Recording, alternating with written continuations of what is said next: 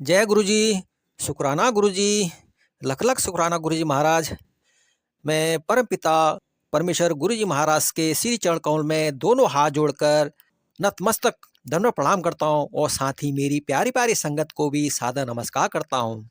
संगत जी, सत्संग सुनाने से पहले मैं मंत्र का जाप करता हूँ। ओम नमः शिवाय, शिव जी सदा सहाय। ओम नमः शिवाय, गुरु जी सदा सहाय। ओम नमः शिवाय, शिव जी सदा सहाय। ओम नमः शिवाय, गुरु जी सदा सहाय। जय गुरु जी की। शुक्राना गुरु जी की। लख लख लबाद शुक्राना गुरु जी महाराज की। तो संगत जी, आज मैं एक कमांडर अंकल है, उनका सत्संग है, मैं आपको शेयर करूंगा, तो आप इसको जो है ध्यानपूर्वक जरूर सुने और साथ ही आप जो है और को भी शेयर जरूर करें। तो संगत जी, आप जब दूसरों को भी शेयर करेंगे तो आपको तो ब्लेसिंग मिलती है, लेकिन जो है जिसको आप शेयर करेंगे उसको भी गुरु जी महाराज की ब्लेसिंग मिलती है। तो संगत जी, यह जो हमारा जो जो गुरु मंत्र हम आज भी जो है अपने होंठों पर, अपने मुंह पर, जबान पर गुरु जी का जो मंत्र उच्चारण करते हैं, वो कब से शुरू करा और ये कब से किया है, तो उसके बारे में आज को मैं आपको बताऊंगा। तो कमांडर अंकल बोलते हैं कि एक भाटी आंटी थी गुड़गांव में, तो उनके घर में जो है सत्संग चल रहा था। तो काफी सारी संगत इकट्ठी हो गई थी। वहां पर जो है एक ब्रिगेडियर अंकल हैं, तो वह भी आए हुए थे।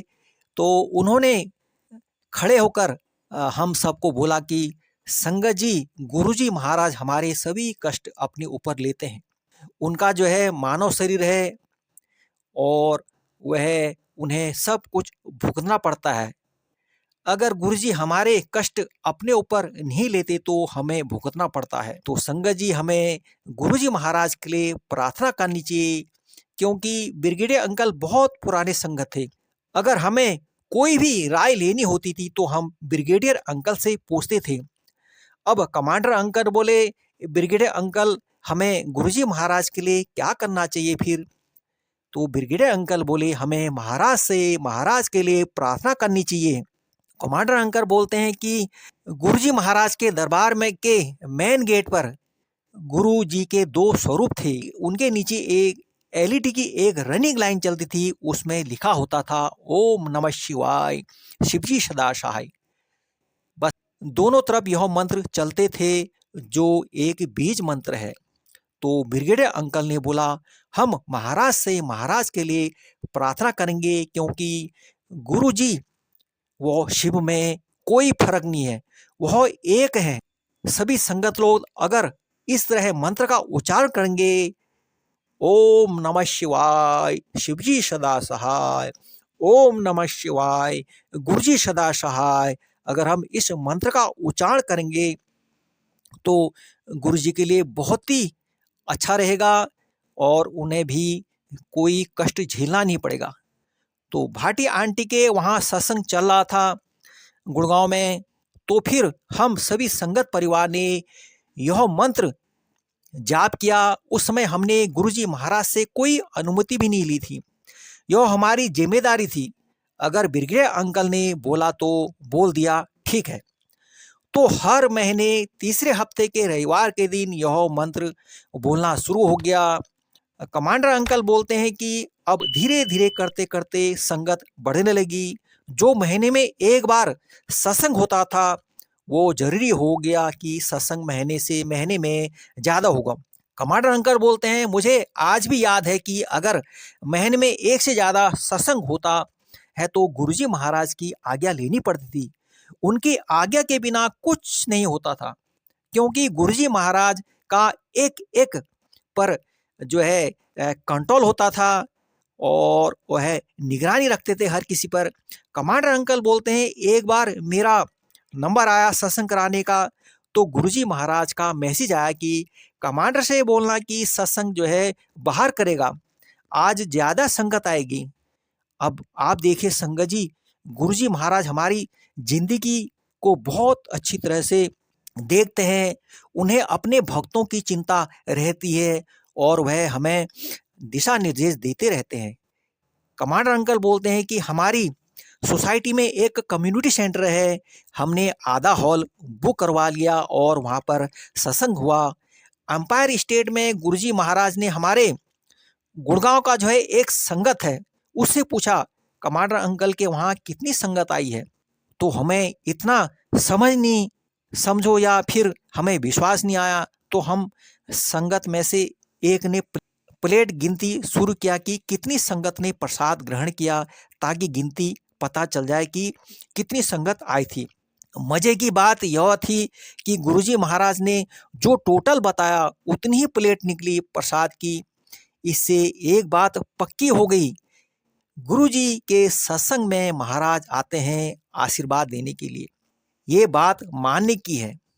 गुरुजी बोलते हैं मुझसे मांगा ना करो, मान्या करो। तो यह कितना इम्पोर्टेंट है। इस तरह से हमारे सत्संग शुरू हो गए। एक चीज़ अलग हुई कि बहुत सारी संगत ने अपने घरों में चाहे शुभ कार्य हो, गृह प्रवेश हो, शादी हो या और कोई कार्य हो, तो यह शुभ कार्य महाराज के सत्संग से शुरू करना होता था। जो पहले प्रसाद में एक मीठा और एक नमकीन था, उसकी जगह लंगर होने लग गया। एक बार लंगर शुरू हुआ तो फिर किसी ने एक मीठा व नमकीन नहीं देखा, पीछे मुड़कर देखा ही नहीं। फिर वहाँ से लंगर शुरू हो गया। वह गुरुजी महाराज ने भी कुछ नहीं बोला, यह तो महाराज की मर्जी है। तो हमने मान लिया कि यह गुरुजी का जो है अप्रूव हो गया है। तो कमांडर अंकल बोलते हैं कि तो हमने सोचा कि लंगर जितना साधारण रखा जाए उतना ही अच्छा होगा। शुरुआत में तो लंगर ऐसे चला कि जैसे शादी बारात में खाते हैं। कमांडर अंकल बोलते हैं मुझे आज भी याद है कि हम लोग मेनू बनाते थे कि उस समय कि क्या क्या खाने में बनेगा। चलो खैर, हम लोग मीठा नमकीन आकर एक साधारण लंगर पर आ गए। और गुड़गांव में जब भी किसी के घर में सत्संग शुरू होता था तो सबसे पहले मंत्र जाप से शुरू होता था। कमांडर अंकल बोलते हैं कि गुड़गांव की आंटियों को बड़े मंदिर में लंगर बनाने का मौका मिला।